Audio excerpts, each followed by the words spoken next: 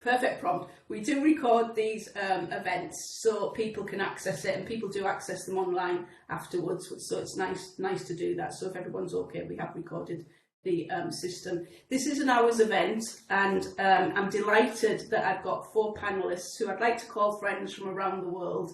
ICSPE, the International Council for Sports Science and Physical Education, and the World Association of Sport Management, WASM, have joined together to launch this event, Global Teaching Excellence. And it's an initiative aimed at all people who are passionate about learning and teaching. And today I've got 4 great people from right across the globe, and I'd just like to introduce them first before we start the questioning. So the first person who we've got on screen at the moment is Professor Arian Waite, who is from the USA. And she is a Professor of Sport Administration who studies the intersection of sport and higher education, college sport organisational structure and culture, and the pursuit of expertise. She's the Director of the Centre for Research in Intercollegiate Athletics, President of the North American Association for Sport Management, Chair of the UNC Faculty Athletics Committee, and she earned her PhD in Sports Marketing and Management from Indiana University and a Masters of Business Administration and BS in Exercise and Sports Science from the University of Utah, where she also completed as a heptathlete and a graduate assistant track coach. She's a research fellow for the College Sport Research Institute, has published 3 books, over 100 referee articles and book chapters, and has consulted for over 30 organisations, and has given a roughly 100 invited and referees research presentations. So Arian, we're delighted to have you here. Thanks for coming along. Our second person is Kelvin Chisoka from Zambia. He is the co-founder and executive director of Africa on the Ball, an organisation that uses the power of football for the advancement of education, healthcare and enterprise. Africa on the Ball was established in 2011 and was created with the inspiration of helping the community of Kalingalinga in Lusaka through football. Using football to engage the young in a way few development projects can. Over the last 10 years, they've witnessed firsthand the power of football as it helps to empower young people and offer them skills to learn and build self-esteem. Furthermore, they've used football not only as an activity that is enjoyable and healthy, but a space that promotes fair play, inclusiveness and engagement. Over the last 15 years, Kelvin has had the privilege of working with both local and international organisations that promote sport for development and management. So delighted to have Kelvin, or as he likes to be known, Kelchi, here on the panel as well today. Hi, Kelvin. Thank you. And then our third panellist is our Gabby from the Netherlands, who is a sports leadership professional, both in the classroom as well as during outdoor expeditions. Within higher education, she focuses on the use of sport in society with an emphasis on leadership and youth empowerment. Gabby has developed a minor specialisation on sport for development at the Amsterdam University of Applied Sciences and is also an examiner for students who are becoming outdoor instructors. In September 2022, Gabby started her part-time PhD candidate at the Rotterdam School of Management. Her research focuses on gender-balanced leadership development, and she's interested in experiential leadership and development programmes that are using sport as a means to teach leadership skills. When Gabby is not behind a laptop, she likes to climb mountains and volunteer as a mentor to young people in prison through the organisation Young Perspectives. So Gabby, delighted to have you here too as well. And our final panellist is Fran Serrano from New Zealand, who is a senior lecturer at the Manukau Institute of Technology. Oh, I'm going to have to pronounce this now, Fran. Te Tokenga, close enough, isn't it? And has been involved in education for 25 years.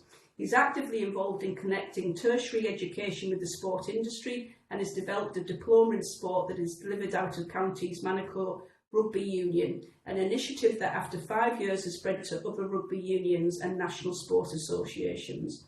He is the managing trustee of the Malachi Alatini Trust, which focuses on developing sport and educational pathways for Polynesian student athletes in New Zealand.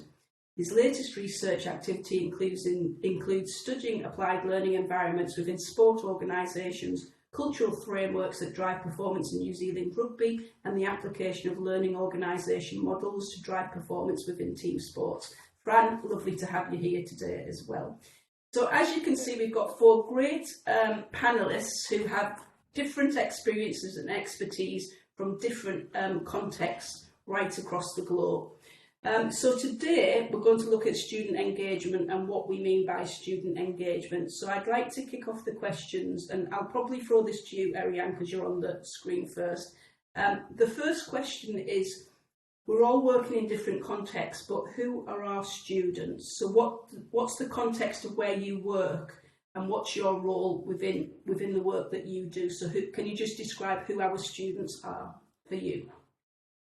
Oh goodness. Well, I feel like we obviously have the students in our classroom, but one of the things that I study is expertise, and I think that so many view this time when you're in youth and then when you're in university as your learning years, and then the rest of your life you just coast. I think a perfect example is in sport.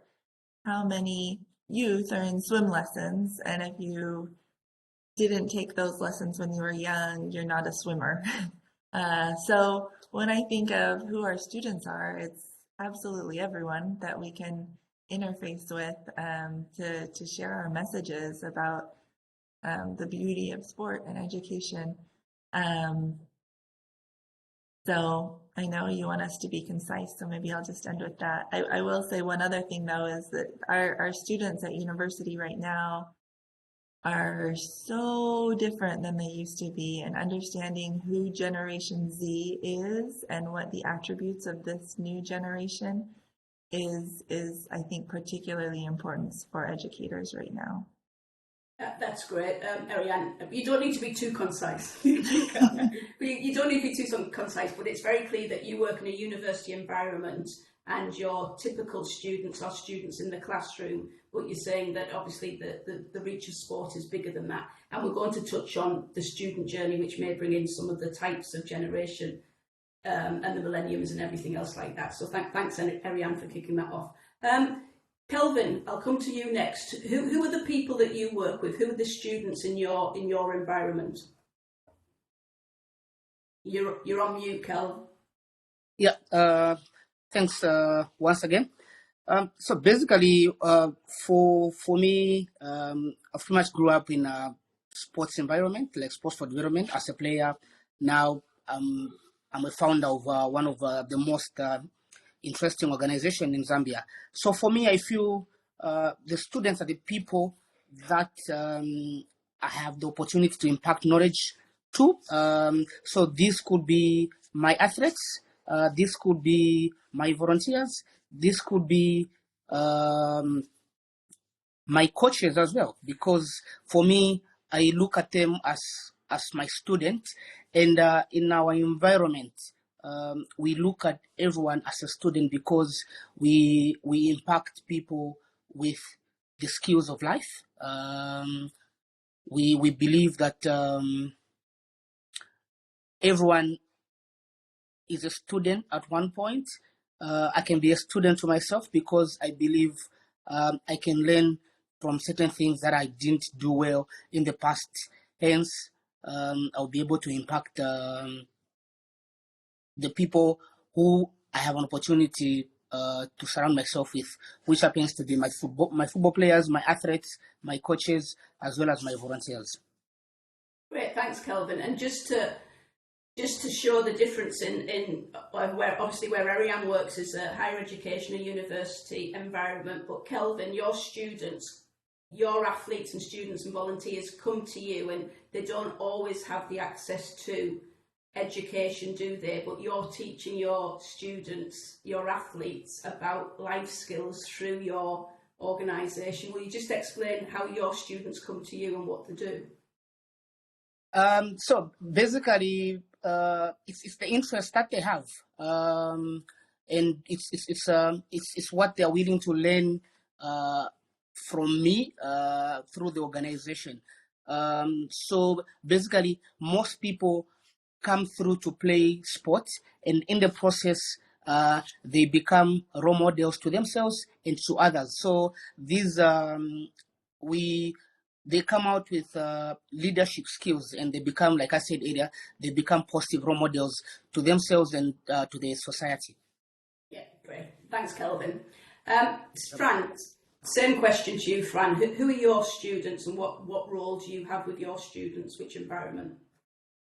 Well, out here in New Zealand, and being a smaller country and all, our students, both basically that are interested in sport, are usually people that have had a very positive experience through sport. They could be athletes, they could be administrators or coaches that have been very fond of being able to volunteer, participate through sport. So we like to define them a little bit more like sports-minded individuals. Um, and a key characteristic about them is that they actually want to be active and they want to continue being involved in sport. So though we get very young, straight out of high school students that had a very positive experience in sport, and they think that studying sport is continuing to play sport.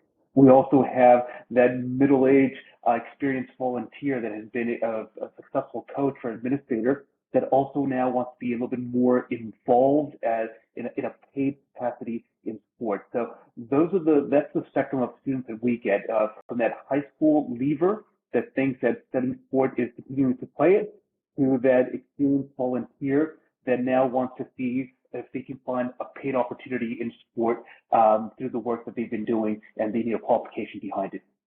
Great, thanks, Fran. So it's similar to what the others are saying. It's not just your students that are in the classroom, but it's the volunteers, the coaches, middle-aged, different age groups, etc. Yeah, thank you.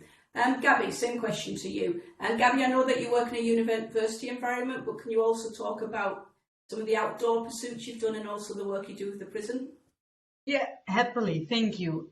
So from the more work environment, I work for a private practical institution in the Netherlands, and that means that the students who are there, for whatever reason, they didn't make it in the regular circuit, and that's why they find something else. They have been disappointed, and they're now looking for a more practical, private, small learning environment.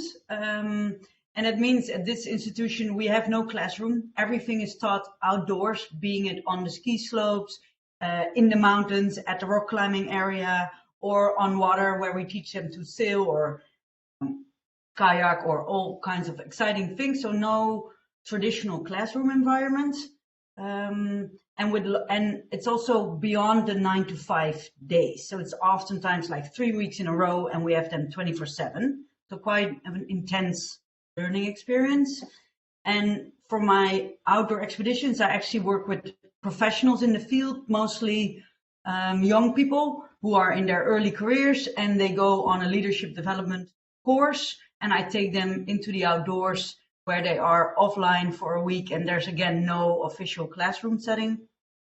And in prison, it's more, I go there every week on an afternoon, and we sit in the prison in a room that we have access to, and it's just one-on-one learning experience. And that's only for those prisoners who signed up for it. So that's all voluntarily from their side as well. So a bunch of different areas I'm involved in, but all beyond the traditional classroom, I would like to say. Brilliant. Thanks, Gabby. So you can see from the panelists that we've got teachers in different parts of the globe, but teaching in very different contexts and very different environments, and not necessarily your typical higher education university students. So we've got a lovely display here of different teachers but who work in the sport and physical activity environment. So it's very much about learning and teaching in sport and physical activity. So with that said, I'm going to stay with you, Gabby, because you're on screen. We know who our students are now, and there's lots of different examples, but to you, what do we mean by student engagement? What is student engagement as your understanding? For me, especially working with the young students that didn't make it in the regular circuit, they're really looking to be activated themselves, to be eager for learning. And that engagement means, yeah, it's active. It goes both ways. It's not just me standing in front of them saying a bunch of things. It's also asking questions, opening up, having laughter together.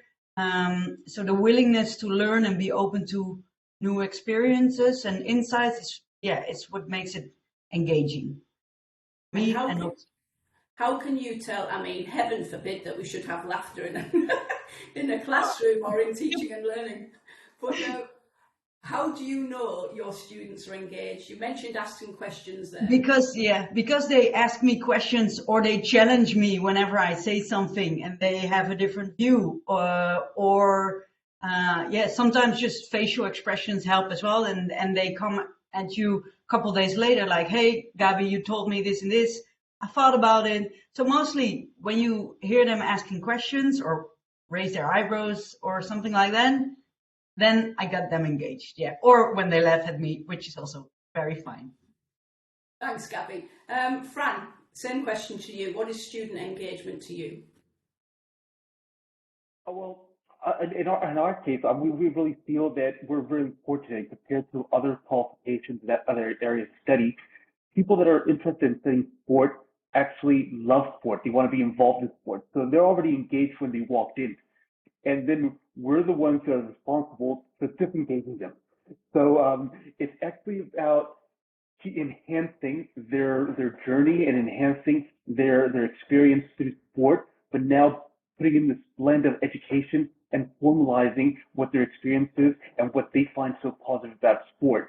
And we found through a program that we put together in County Santa Clara Rugby Union, which is what we call it a contextualized learning program. It's been that we need to use multiple channels to approach the students because they want to be active in the sporting industry, and we allow them to be active and working with rugby union.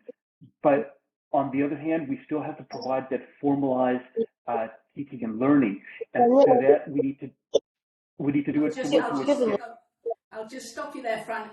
I think there's a Diana she's just turned off her mic. Can other people just turn off the mics? We'll have a question and answer at the end. Go on, Fran, carry on. So similar to Gabi's experience, we need to make those outdoor environments, those non-traditional environments, we need to make them a learning environment. And what we've identified that we have multiple channels. One being that outside the classroom space where we're able to do one-on-ones, be outside the field teaching, where we strongly rely on our learning management system where the heavy content is laid out. After COVID, it's really enhanced the video calls, one-on-one video calls, to use that outside of 9 to 5, just like Gabi was saying, but using that as a channel.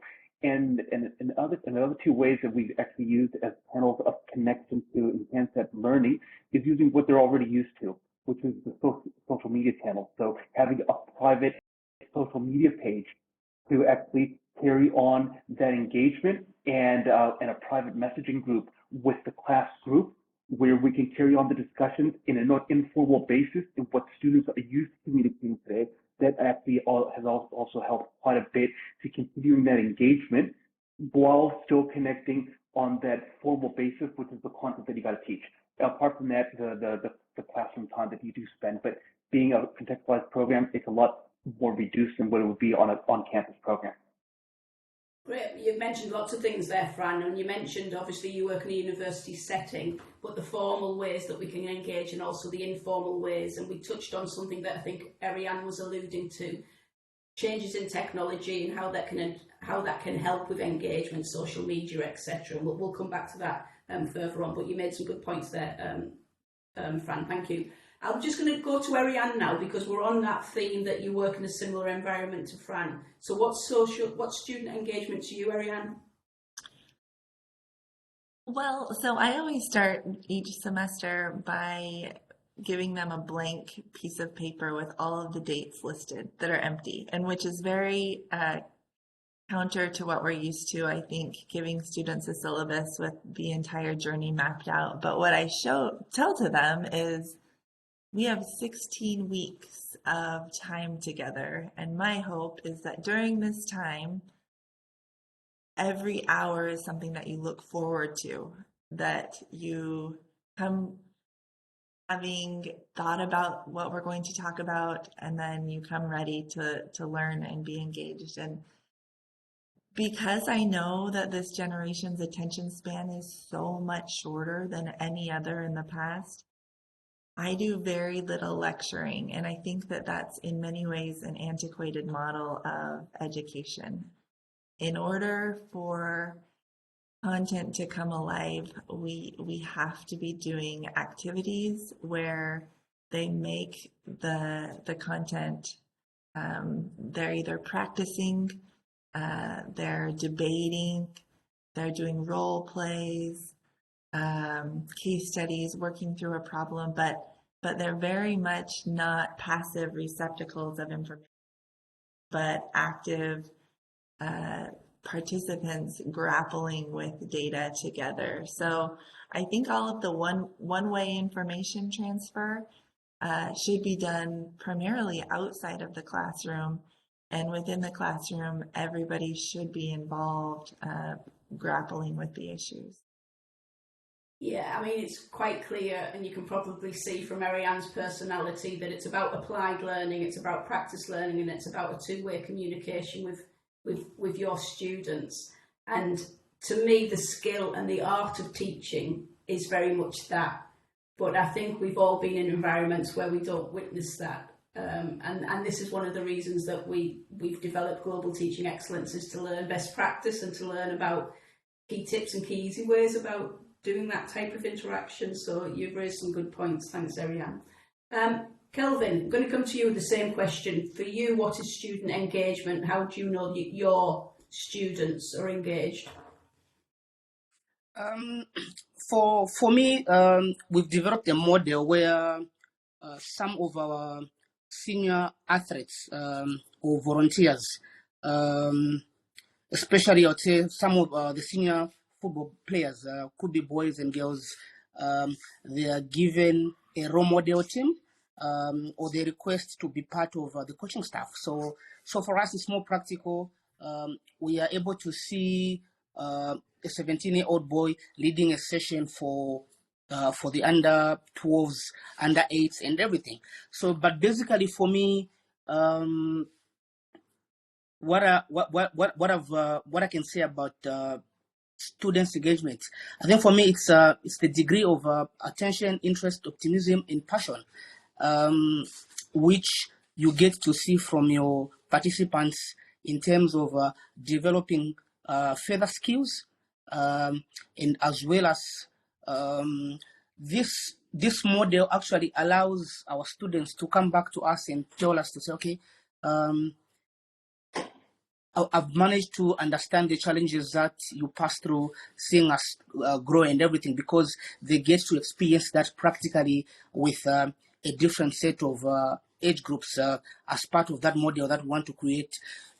Because we want to create a rapport of different abilities amongst our athletes, amongst our volunteers, because we believe not everyone can play netball, not everyone can play football, but at the end of the day, they can still be able to provide a different kind of skills to the football or to the sports environment in our community. And this has really worked out well, because we've had people now, we have one person who's been doing aerobics, and he's been engaged with all our football teams. They use aerobics as part of the warm-up and everything. So you can clearly tell to say he's engaging different age groups, could be boys and girls. Perfect. And you've demonstrated there, Kelvin, that you don't have to be excellent at one thing or rise to that pinnacle, but everybody's got skills and expertise and experience to give to society, and it's how we utilise those skills to develop others and ourselves as well. So you've touched on some really good points there. Thank you. And it kind of leads in nicely to the next question. So we know now who our students are. We have an understanding of what student engagement is, and different people and different organisations measure engagement in different ways. But I just want you to try and explain, and I'll come to Fran first. Can you explain the student journey, Fran, of a typical student in your environment? How does that start? Where does it go through, and how does it end, and how do you engage throughout that environment? Because engagement probably at the beginning of having that student is not the same type of engagement as you go through the student journey. So can you just describe the student journey of your students, Fran? Sure. I think our student journey with our students starts even before they enroll with us. It's in that connection that we have with our stakeholder groups, being the high schools or being the sport organization, where the students are actually at, and about us connecting with those organizations for them to know that we exist, and for them to actually know what else we can provide to their sporting experience, whatever it is, whether it's as an athlete, as a volunteer, as an administrator, as a coach. So that us engaging with our stakeholders is actually the start of our student journey, because that's when our students actually get to know us. And that's where the initial, let's call it, consultation from the students come about inquiring, if I study sport, where's it going to take me? What am I going to do with it? And that's actually part of the student journey. It's a query not only for the student, but it's also for the families many times. Many times the families are thinking, you're going to study sport, but what are you going to do with it? You're already a basketball player. You're already a rugby player. What are you going to do with the studying sport? So that for us is a key. It's that generating that engagement with our students before, so they understand what they're getting into and what that industry looks like. And similar to Arian, once they're involved and they're with us, it's a hand-holding process of applied learning in terms of, look, they come from sport and they want to be active. They want to be doing sport. So if we enclose them in a lecture theater or in a classroom, all of a sudden we've taken away the fun from sport. So that engagement in the initial weeks about, for example, we have an outdoor activity week that we do on campus, but we also do it with our students out of County Manukau, which is our contextualized learning environment, that we go out and do fun activities with them while we're actually in their ear alongside them, telling them what the importance of all this, building groups, etc., all those skills that come with our sport industry. So we take them and do an applied study, very practical, and then we start mixing their learning with the traditional classroom setting, with also having them out in the industry, because they are actually getting practical hours and experience in all the different facets that, for example, the rugby union has to work in. So if it is a sports coordinator meeting that the rugby union is having with the local high school rugby directors, well, they can sit in as observers and they can see how exciting or how boring that area of the job is. So they can actually see where they want to go and where they want to be headed in terms of the sporting field. And as the same as with organizing workshops with the rugby union, organizing a holiday camp, all the different activities, even the coaching sessions, or going out and helping different teams, till eventually they are actually presenting their own ideas and their own projects from their experiences. They're actually then presenting it back to the rugby union, their own ideas of how they can improve or enhance what is already being done. And that's a real powerful engagement tool with our students in regards to, oh, I can be a contribution, and I'm part of the team, which is making them feel as part of the team that they can contribute is a big part, till eventually getting a job at the industry, with all that networking allows them to do. That's so great. That's our journey. Eventually to get a job. Perfect. And you touched on the next question I'm going to ask next, but you've described that in a university setting, that journey starts well before they even come into the university with the different stakeholders, and then you take them from what you described as the handheld approach initially right through to becoming independent learners that can go out to society and solve issues and problems. So perfect explanation there. Thanks, Fran. Gabby, I'll come to you next. For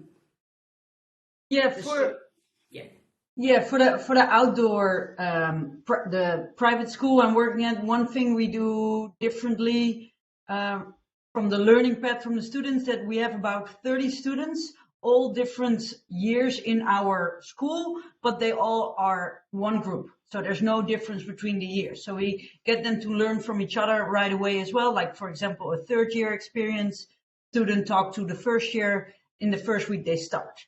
And the other thing we do, there's no set modules, so each student can really create their own learning path.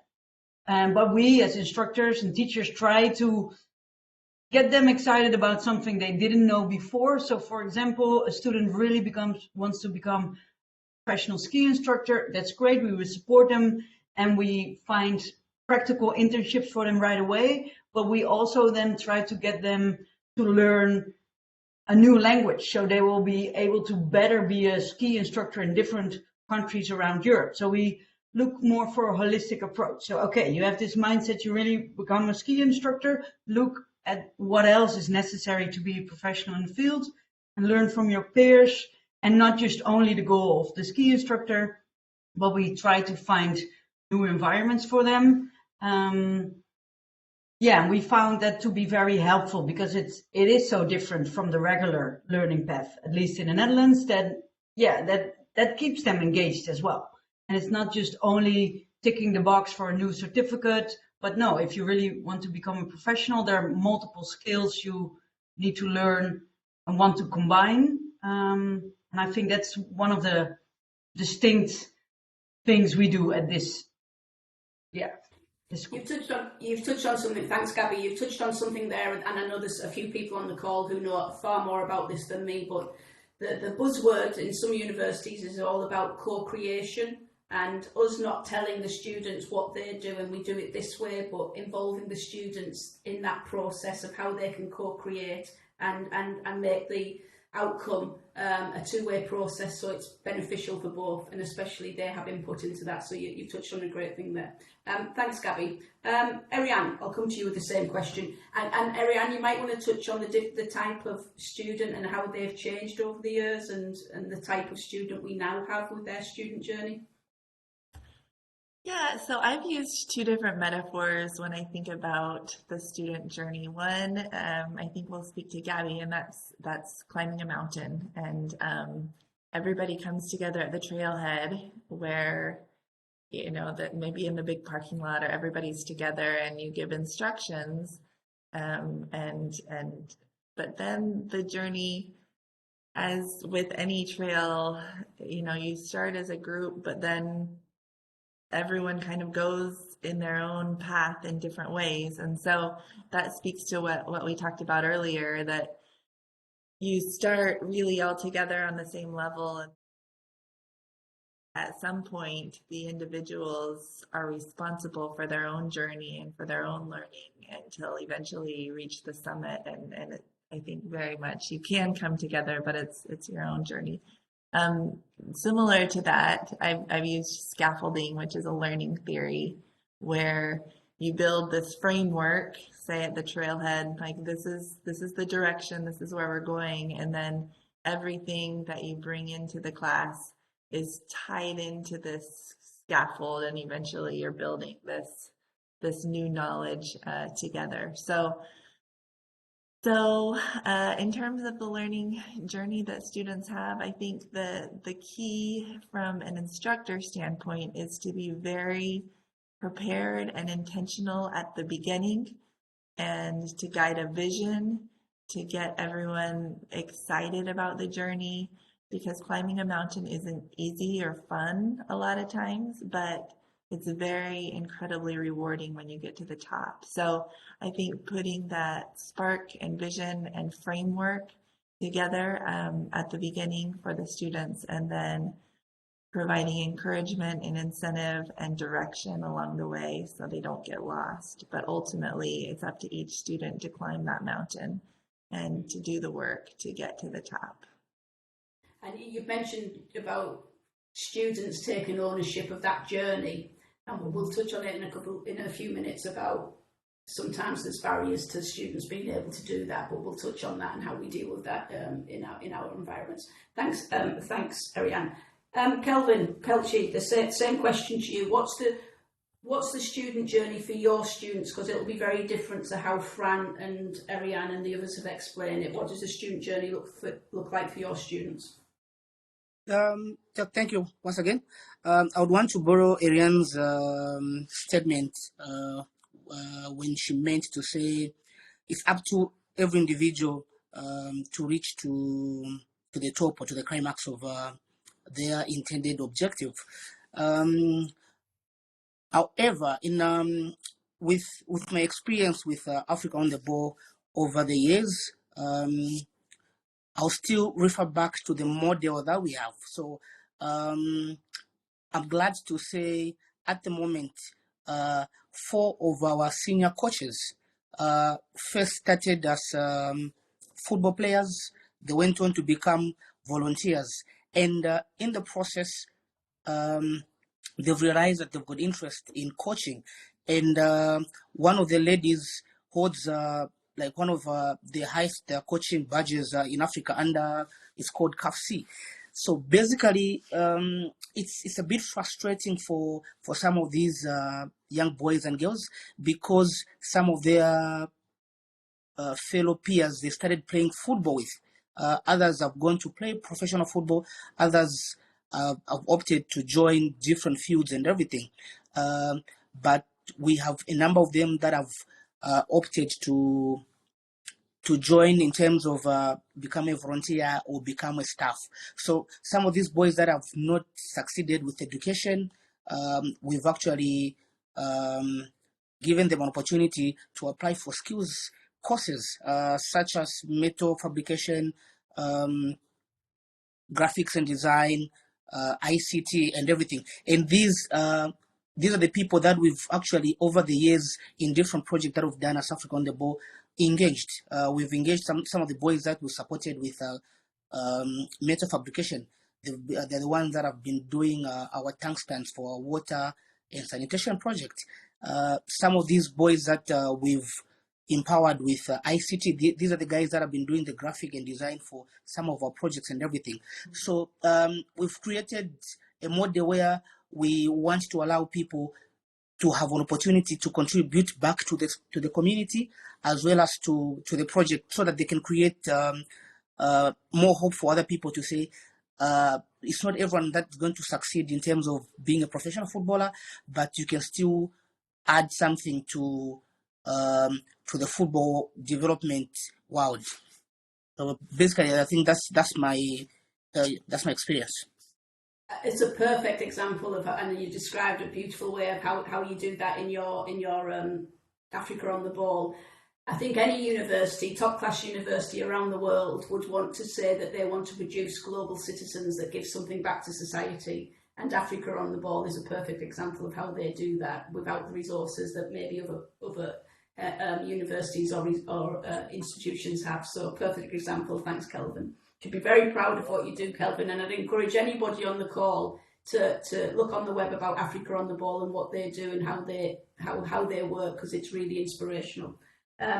Great. So that takes us on to our next question, which is what return of investment do I'll stay with you, Kelvin, because you kind of touched on it. What return of investment do our students want? Often we think in a university setting, in my university, we just automatically think that students want a first-class degree.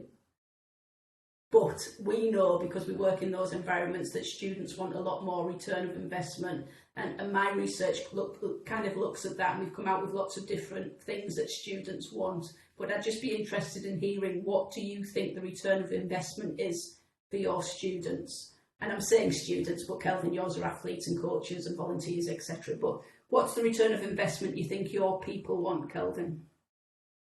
I think for my people, it's very simple and basic.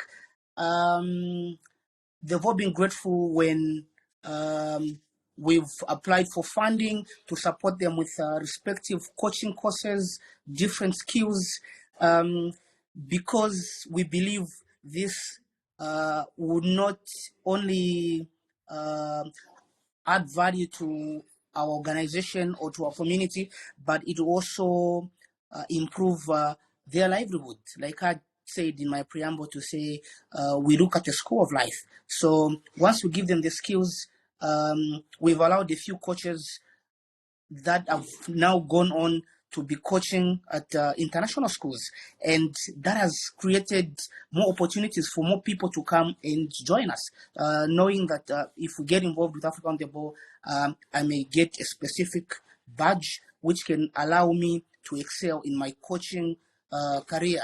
I may get a certificate in a skills development which can allow me to create my own social enterprise. So basically for us, we look at improving their qualification, be it in coaching, be it on an individual skill set. Great. some brilliant examples there of different types of returns of investment. Thanks, Kelvin. Fran, can I ask the same question to you? What do you think the return of investment is for your students? And what are they looking for? We actually asked our students this a couple of years ago in terms to actually validate our contextualized learning program, because we were getting a lot of questions from our digital sector colleagues in terms of why are we going out and teaching at the rugby union instead of actually getting the students to come on campus. And the response that we got from the students was that their return on investment, or what they were looking to get out of study, is one, to achieve. We have students that have never had a qualification, or because we were 40 students, they weren't necessarily academically high achievers. So to be able to achieve was a very important part for them. Then secondly, and very importantly, was to be able to be employed, either as a self-employed in the industry, whether it's through the training industry, or to be able to get a job within the industry, whether it's a sport organizations, the schools, etc. So the job outcome in the background was really, really important. But what was surprising was that in order for all this to happen and to engage our stakeholders, there needed to be a return on investment for the rugby union, that they were seeing a benefit out of having students so close to them, and for them to be contributing into their development, into their studies.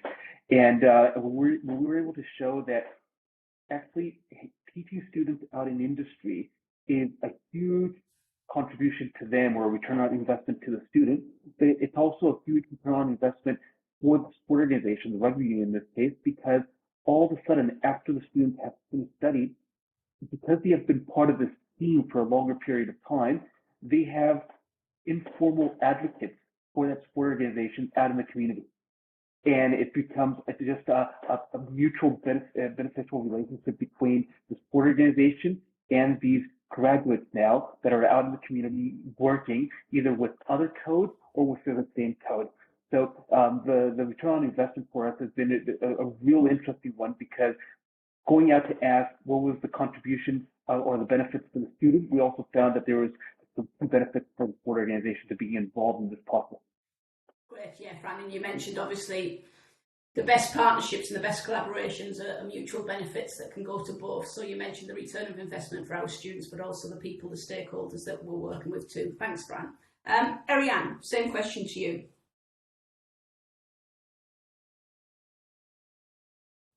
Sorry, couldn't get the unmute. So yeah, as I've listened to everyone, I've thought a lot about it. I think initially our students want jobs. I think that's what drives them to go to get education, is the hope of a greater future, of having the potential to work in an industry that they love. But I hope along the way, what they realize is that the end goal is much bigger than a job. It's to be a confident and competent contributor to an industry and a world in which they hope to make an impact. So I think that transformation happens sometimes during the classroom, but probably more often when they have their first job and they look back at the conversations that they had throughout class, that they realize, oh, okay, my purpose is bigger than what I thought it was. I have the job now, but what's my why? Why am I doing this? Why am I working in this industry where, for the most part, the salaries are really low and the hours are really long? Why am I in this industry? And I think generally it's the hope of making an impact, of inspiring people, of bringing communities together through sport. So I think the initial drive is to get a job, but our job is to give them that sustaining inspiration to do things that make the world a better place. Great. Thanks, Ariane. Lovely. Gabby, same question to you. I mean, I want to echo what everybody said so far as well. I think that it's also for our students, and especially what Ariane said, to gain the confidence as well. We really recognize that, especially since a lot of our students have been disappointed before in regular education. They have been disappointed a lot, so they lack confidence. So they really want to gain that and be able to make informed decisions for what is next for them. That's what they expect, that we help them to be able to make their own decisions. And that comes with also networking opportunities. If that is a job, or is that just a network to be part of webinars like this, or anything like that, to help them with skills beyond the classroom to become a professional in this field. And we teach them to become sport instructors themselves, right? So they often ask us as well, like, okay, what does it mean to be a teacher? We also want to know that. And yeah, that is a lot of fun to have a shared experience talking about, okay, what do you like about me as a teacher, and what do you wish I could do better? And then reflect on all those different conversations we have. And I think that helps with the confidence and the informed decisions and the trust that when school is over, it's not over, right? So there's a new step, and there will be new learning, and whatever decision you make next is also not the decision for the rest of your life. So that the trust in the process and the gain of the confidence, I think that's what our students want, and I hope we provide that for them. Yeah. Great, thanks, Gabby. Have you noticed Gabby gets fun in every answer that she says? You can feel Gabby's personality, can't you, with the fun answers? But I think you've all mentioned there about there's benefits to themselves. They want a return of investment on themselves. They want a return of investment potentially to the organisation or who they're working with, Africa on the Ball or a university or whatever. But also, ultimately, there's benefits to society and a return of investment to society. And Gabby and the rest of you touched on different things. Often we measure success as one metric. How many students get a first? How many students come and join Africa on the Ball? But there's lots more that students want, and whether it's networking, whether it's making friends, whether it's helping society. And sometimes we miss that, and we need to look at the holistic approach. So you mentioned it nicely there. So our final question, we'll spend a few minutes on the final question, and then I will open up any questions to the audience. And I know there's one going in the chat already, but if you've got any questions, please get ready to ask them. The final question I'd just like to go around the panel with is, we've mentioned what student engagement is, who our students are, what we hope to achieve in engagement, what we're looking for, what the return of investment is. And it all sounds really nice and positive and common sense. But we all know there's lots of barriers to engagement. And I'd just like to get a snapshot of some of the thoughts that you have. And I'll stay with you, Gabby, because you're on screen. What are the barriers to engagement, and what stops our students or the people we work with engaging? Go to you, Gabby. I would say a safe learning environment, and that's very broad, but it means like to be able to ask those questions, to be engaged in the first time. So opening up as a teacher as well, to be criticized or have those questions that you might not have a perfect answer to. So a safe learning environment, that also means they are able to express themselves on the level that they are at that moment. So the pace can be different for everybody, needs to be safe. And that also sometimes means you need to be able to have the tough conversations with them, but in a sense to keep giving them time and support, even if you have the tough conversations. That makes for a safe environment. I think that's the most important, to be able to teach anybody anything. Yeah, I think that's really important, Gabby. And then I think a safe learning environment, the onus is on the teacher or the institution, and not everybody has the skill set or experience to offer that. So yeah, I think you mentioned a good point there. Thanks, Gabby. I'll come to Ariane next. Okay, so I mentioned competence earlier. I think in addition to what Gabby mentioned, which is so true, you need to have some small wins. I think everyone that comes into a classroom is a little bit intimidated, and especially if it's a topic that you're unfamiliar with. you're going to be hesitant to put yourself out there and to be vulnerable and to speak up and to participate and to be engaged until you have a level of confidence in your ability and your knowledge level. So I think that that's where outside materials come into play, giving students an opportunity to have a foundation of knowledge to come into the classroom with, and then allowing low stakes opportunities like a small quiz or a reflection assignment at the beginning of the day to get that small win to say, okay, I know something, I know. And it also gives them incentive to actually do those outside readings. So I think that many of the barriers come when there's just this divide between the all-knowing professor and the students that don't have confidence, and the professor thinks, why aren't you speaking up? You know, I want engagement, you're getting graded on participation. And the reality is they don't feel like they know enough, or there's this knowledge gap or an intimidation factor that makes it feel like an unsafe environment. So I think giving the opportunity for those students to have small wins at the beginning and build their confidence and build their ability to be vulnerable. I totally agree, Ariane. And I think that comes down to the skill of the teacher and not being hierarchical and saying, this is it. Yeah. And it's, yeah.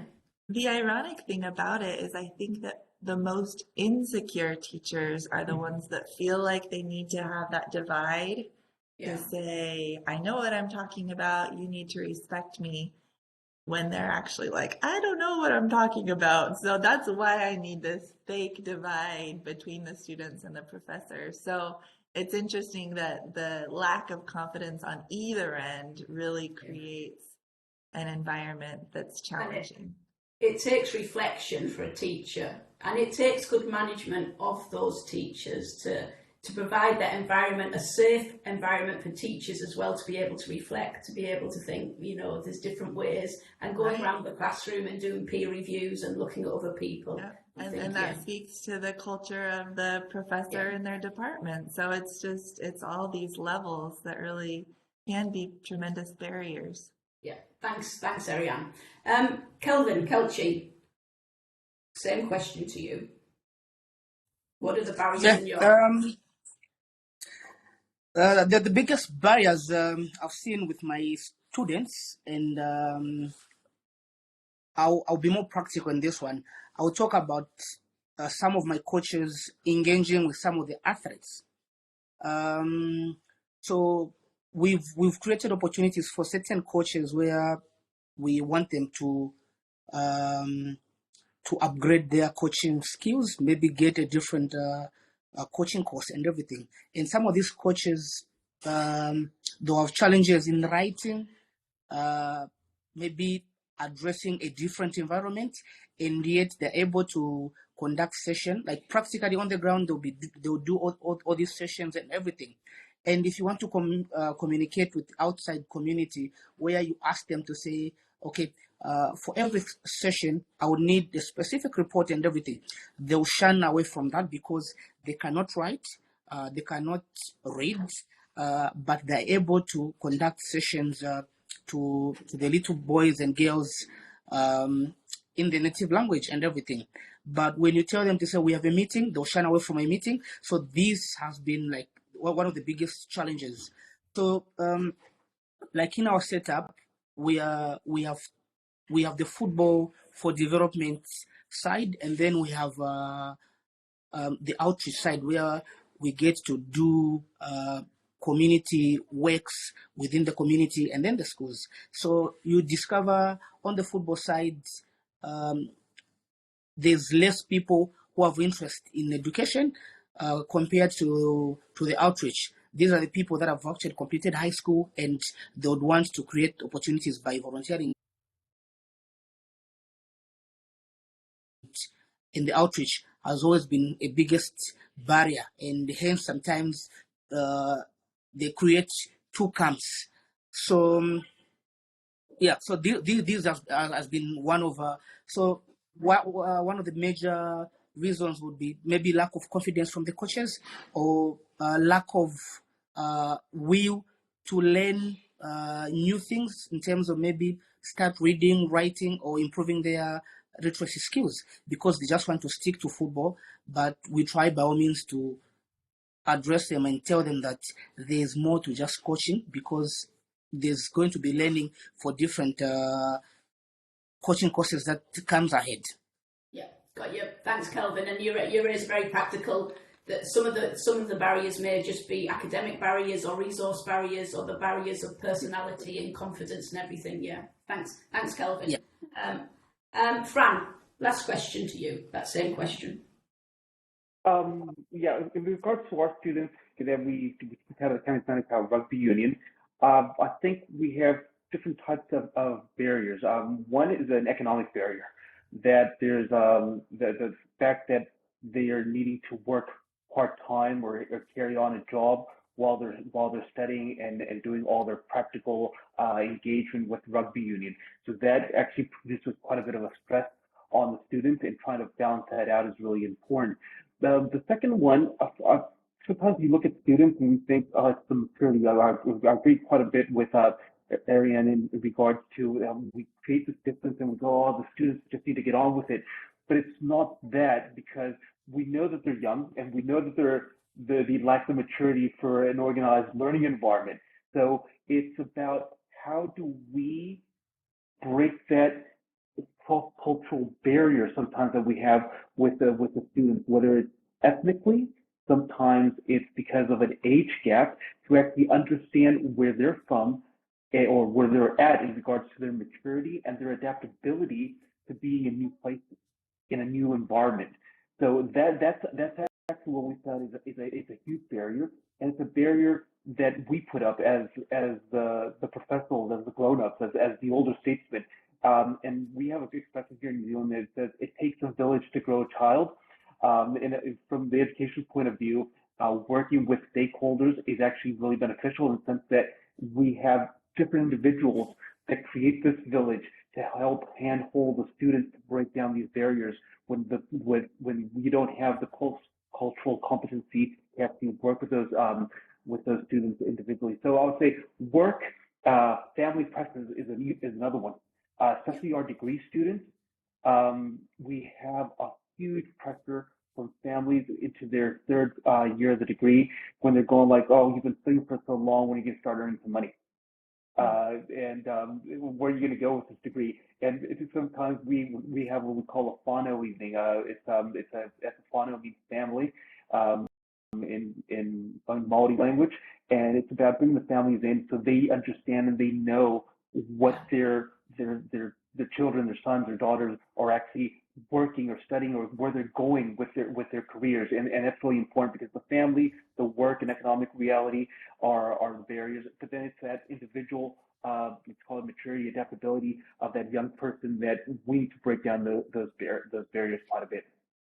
Thanks, Fran. And you touched on an important thing there, and it's resourcing, it's finance, it's economics. It's recognising that the student population is very different. Some of them are carers, some of them work part-time, and it's recognising how we adjust to that. Thank you.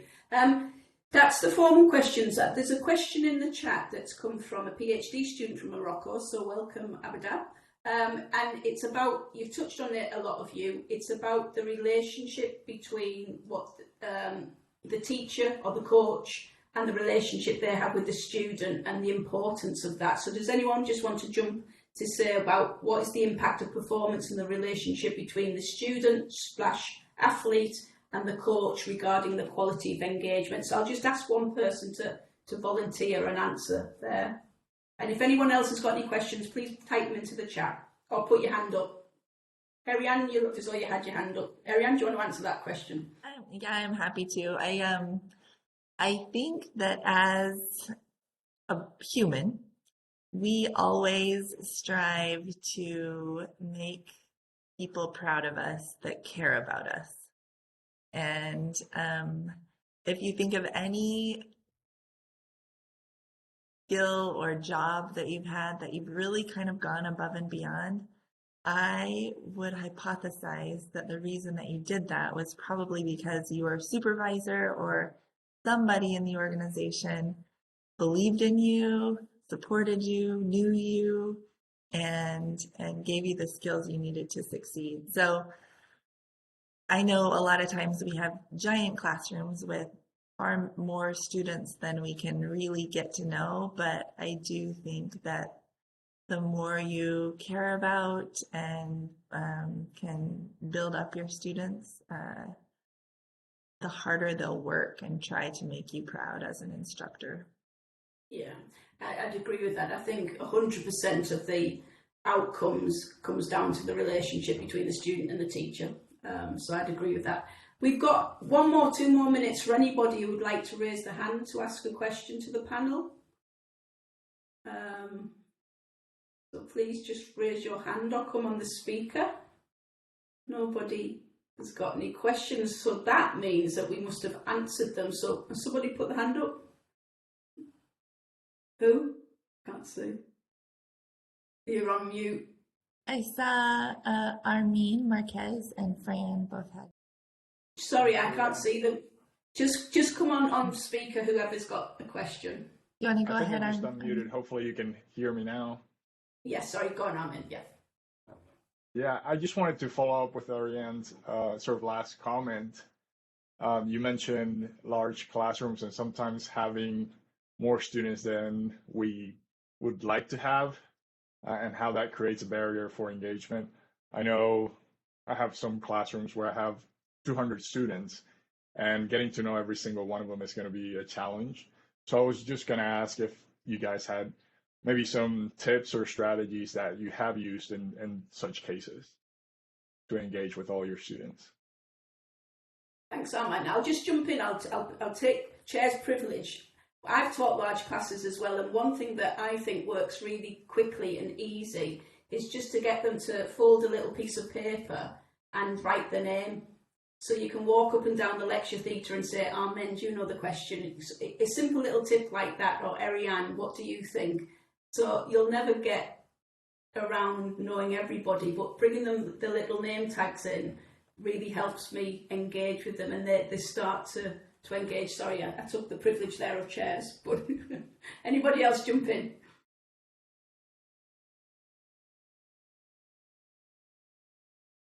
I can go. So I taught 333 last semester, so I hear you. And I don't think it's possible to get to know all of them on a one-on-one basis, but what does translate is your general care about the students and just your mindset, and also availability, knowing that they can come to your office hours and saying that you actually really love it when they come, and having one-on-one connections, even though it is a big class. I think that translates into them seeing you care about students and them kind of just generally knowing your demeanor. Thanks, Ariane. Any more questions? Oh, there's a question here from, let me just look it up. From Darlene Kluker from South Africa. How do we measure the caring? It's a difficult question, but how do we, I suppose it comes back to how do we know our students are engaged? How do you measure the caring? I'm happy to answer that. Go on, Fran. I'm happy to answer that one. I actually probably start every semester with a quote that I tell the students that I hope to receive a message from somebody I don't remember in years to come for Christmas or New Year's, saying, Fran, do you remember me? I was in your class and now I am doing this. And because every year at the end of the year, for some reason, I get these messages, and some students I remember, some students I don't remember. But over the years, I've started measuring the caring that I'm still being an impact with students, because you get those random messages, especially in the social media age that we're more connected, from students over time, wanting to let you know where they're at, what they're doing, and what has been beneficial from the experience that they were with you. And sometimes it has nothing to do with the content. It was about what Ariane's saying, about they felt that you cared, that you gave them something that they cared, and they're using it right now in their lives. So that's been my measure. Yeah, well said, Fran. Another question that's just come in. Is there anything from Ruth, is there anything a coach or a teacher can do to solve the economic barrier and increase student engagement? And this is a barrier that goes right across the globe, economic and financial barriers. So I'm sure there's lots of examples around, and Kelvin's probably a good person to bring in here because he's dealing with that daily. But how have you overcome some of the economic barriers that your students, people that you work with, Kelvin? It's I think it's like in our environment, it's one of the most challenging aspect because there are different expectations. So certain people expect that because you work with people across the world, there's a lot of opportunities financially and everything. But like I said earlier, I think like our takeaway is we try to give back to people who are committed, who are passionate towards our work, by providing them with the necessary skills that they need. I think going forward, it's up to them, like to change their livelihood if they want to go elsewhere and start a different project. We've had a few boys and girls that have gone on to create their own football academies or their own football project, and they're extremely doing well. So meaning financially they're becoming stable day by day. Thanks, Kelvin. And I think Ruth, to answer your question as well, I think organisations such as ICSPE and WASM also have a role to play in this, to look at how we can provide educational sessions online. There's lots of ways we can do it now. So I think WASM and ICSPE are doing that, and I think big organisations also have a role as well as individual people around the world as well. On that note, I've run over, and anybody who knows me knows I'm a stickler of time, but I thought it was important to bring in people to ask any questions that they had. I think we've covered an awful lot today, which is absolutely fantastic. I think we've touched on some real pertinent questions for anyone that's got a passion in learning and teaching. I think the panel members and the experience and expertise they bring in the different contexts and environments has been superb. So I'd like to thank my panellists. I'd like to thank Fran, Gabby, Ariane and Kelvin Kelchi for taking the time out around the world and to give us those things. I'd encourage the audience as well, thank you for joining us, but I'd encourage the audience in a couple of months' time, we'll have our next Global Teaching Excellence webinar, which is about communication in sport education and which way is best, so keep an eye out for that. And I'd also like to thank the ICSPE office, Pascal and Detlef, for doing the technical things that are needed to put this event on. So thanks very much, everybody. Hope to see you all again soon for the next webinar series. These series, the 6 series that we're hosting over the year, will be accompanied by a booklet at the end of the 6th series, so we can read and get some tips and advice as well about that. So do keep in touch with us. But have a lovely day wherever you are, evening, morning, afternoon, night, and thanks very much for your support. Take care. Bye. Bye-bye. Congratulations. It was indeed good. Great. Bye-bye. Thank you.